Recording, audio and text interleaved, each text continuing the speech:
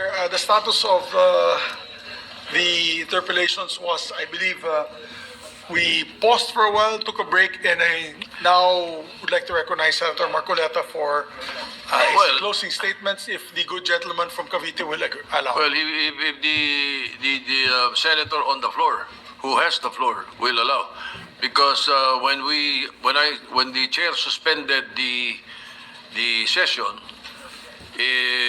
Senator Lacson had the floor, and he was allowing questions from Senator Marcoleta. That is the parliamentary status. So, what is your pleasure, Majority Leader? Maybe we can request or ask the pleasure of the gentleman from Cavite. I will allow, Mr. President, but if he hits me, I'll hit back. All right. So, Thank you. So, that's Mr. very President, clear. we allow... Senator, yes, Senator Marcoleta is recognized. Salamat po, Ginoong Pangulo. It's not a matter of hitting me back. He can hit me many, many times. Sabi ko nga po kanina, Mr. President, that's irrelevant to me. It's no longer important to me. Kahit ano pa pong paninira ang sabihin ni Senator Lacson sa akin, wala pong kaso sa akin yon. Ang taong bayan, alam na po nila kung ano ang totoo. Sila po ang arbiter.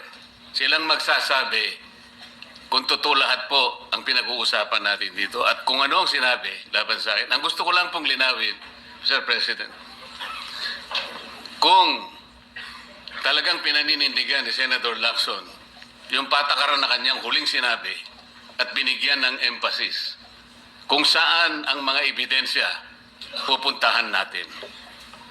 Napakarami ko pong sinabi kahapon do sa aking privilege speech, inisa-isa ko yung dapat napuntahan natin. Para sa ganon, lahat ng inaakala nating ebidensyang magtuturo kung saan dapat at kung sino dapat ang managot, doon lang natin makikita at ang taong bayan po ay nakikinig at nagbabantay. So, gusto ko pong malaman, Sir President, kung totoo po lahat ang kanyang paninindigan na pupuntahan natin ang lahat ng ebidensyang maaari nating makuhanan, pwede po bang revisiohin niya yung aking privilege speech? Nandun po lahat, inisa-isa ko. At nagtapos nga po ako doon sa 18 ex-marine officials saka iba pa yatang mga official ng ating sandatahang lakas ang nandun. Lahat po ba noon ay pupuntahan natin? Open po ba siya, Mr. President, na puntahan natin?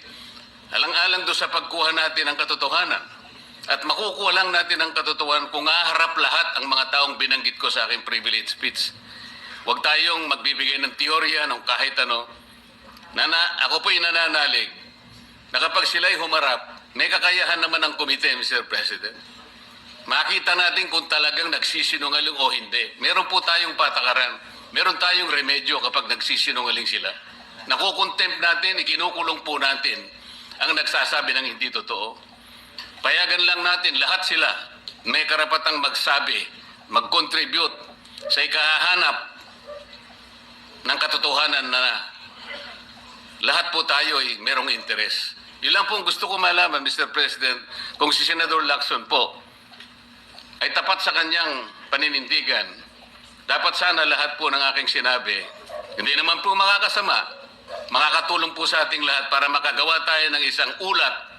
Sapagkat ngayon, kagaya po ng kanyang inamin, ang tagal na po nung sinirculate na ulat na sa online, at sabi niya, isa pa lang po ang pumirma. So, pwede po bang malaman sa ating kasama, Senator Lacson, lahat po ba nung aking binanggit sa aking privilege speech ay tutunguhan natin sapagkat potential po na panggagalingan ng maraming ebidensya? Para tapusin na po natin ito.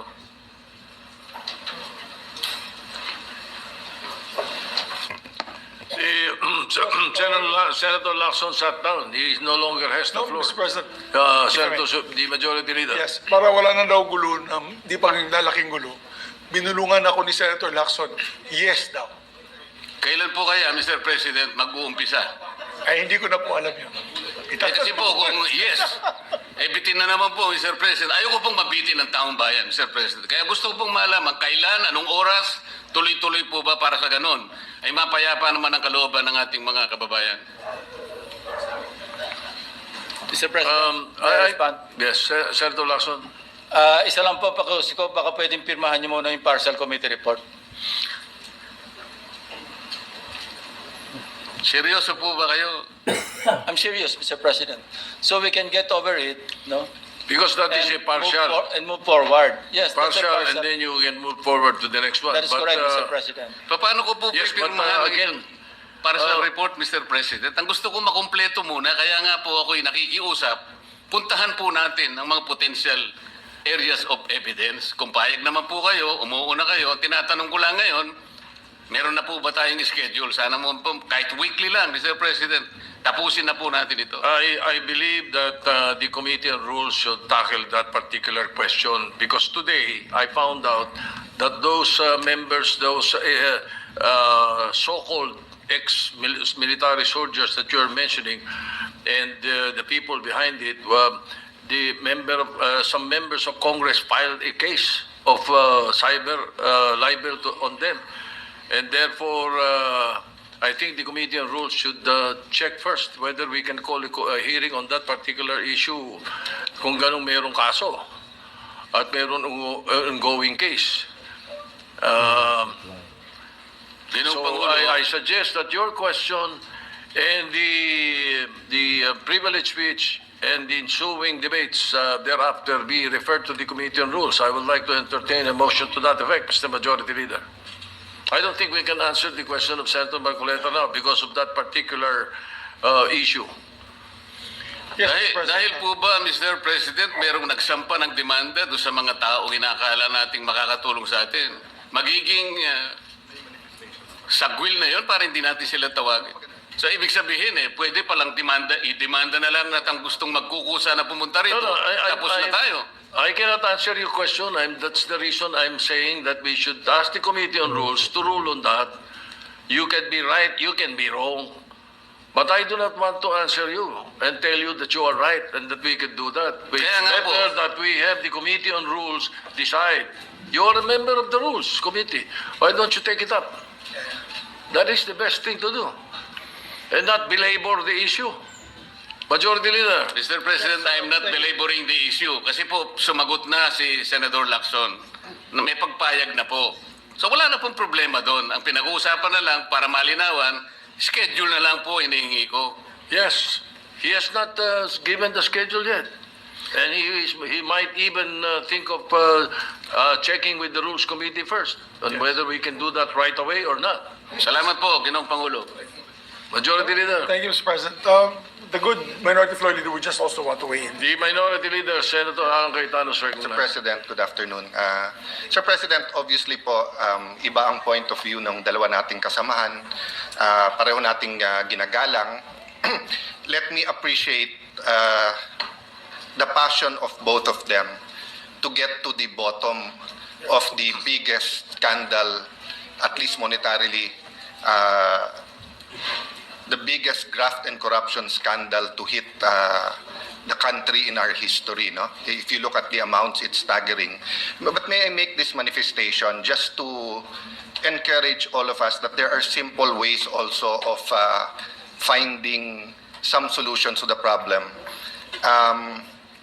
Ayokong maliitin po ang trabaho ni Senator Lacson. Ayokong maliitin po ang trabaho ni Senator Marcoleta. Pareho po silang nagsusumikap na malaman ng totoo pero napaka-politically charged ng ating pong environment ngayon.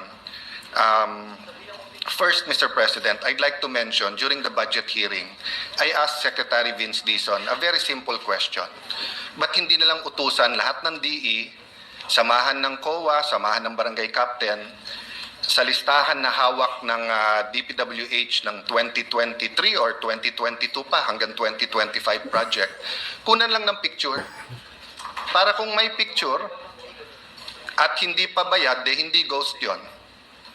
Kung may picture, walang project at bayad na, ghost yon.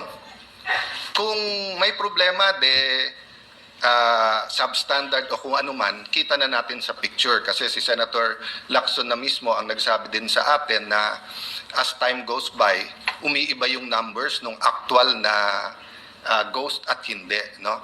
Number two, Mr. President, I think many of us, and I'd like to appreciate Senator Win Gatchalian here, cautioned that when there are investigations sa graft and corruption, minsan mas malaki pa ang tama kapag ka natigil yung mga projects. I brought this up sa DPWH na pag kinancel nyo lahat ng project, baka walang kumuha niyan. But since yung top 10, nandun, instead of bantayan, insist, wag bayaran, kinancel lahat, so nakatiwangwang most, if not all. But number three, I approached Senator Win right before I asked the majority leader to speak.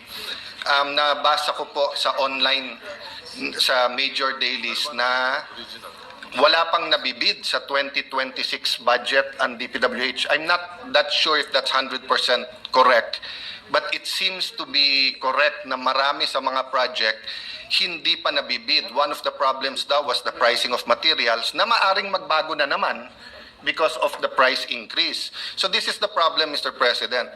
Presyo pa lang at project. But for every school building na madelay, isang buong generation ang hindi makakapag kukuha ng quality education. Ganun din po sa farm to market road. Isang 5-10 year generation ng ating farmers ang lalong maghihirap at mas mababa presyo kasi hindi magagawa yung farm to market road or irrigation. So, again, hindi ko minamaliit yung mga pinag-usapan today, yung mga pag-uusapan, sinong iimbitahin, how we follow the evidence, who does the evidence point to, sinong mastermind. But let me just emphasize na dalawang problema to o tatlong problema in one.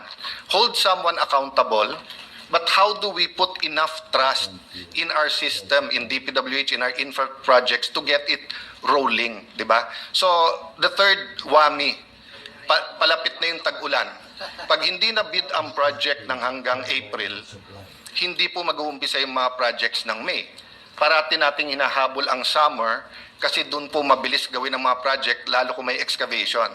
Pag ginawa natin ang projects ng June, July, maraming delay dahil nga tag-ulan. Ang problema, Mr. President, dahil wala tayong budget for flood control this year at sabi gagamitin yung pang last year, pero hindi pa natin sure kung nilagay yon tapos tumigil lahat ng iba, I think many of us are expecting, are hoping walang baha this year. But I think logic would dictate na sana hindi. God forbid that there will be massive floods, but there will be. So gusto ko lang bigyan diin, Mr. President, na nagkainitan man today. We have two passionate colleagues who want to get to the truth. And part of getting to the truth is ayusin yung sistema. So I hope that in the next few days, maybe the chairman of the Public Works Committee, maybe the chairman of yung sa Transpo, maybe the head of our finance committee, di ba, can get to the bottom of this kasi nga time is running out. Napakababa ng GDP natin for the fourth quarter. Ilan araw na lang tapos na first quarter. Tapos nangyari pa yung sa Middle East. So as we pray for the US, for Iran, for the whole Middle East, for Israel, as we pray for peace, as we pray for our OFWs, we have to act at ayusin natin ang problema sa infrastructure. So make me just emphasize that, Mr. President, na habang hindi natin natatapos tong investigasyon, ang problema, ang naging casualty din na hindi kasalanan ng kung sino man dito sa kwartong ito, pero naging unintended consequence yung delay sa pagbibid at pag-aayos ng sistema. Thank you for this opportunity, Mr. President. Majority Leader. Thank you very much, Mr. President. Mr. President, I move that the privileged speech of Senator Ping Lacson, Senate President pro tempore, and Senator, of course, the ensuing interpellations of Senator Marcoleta, together with the manifestation of our Minority Floor Leader, Senator Cayetano, be referred to Committee on Rules. Any objection? Hearing none, the motion is approved. Referred to the Committee on Rules. Thank you very much, Mr. President. Mr. President,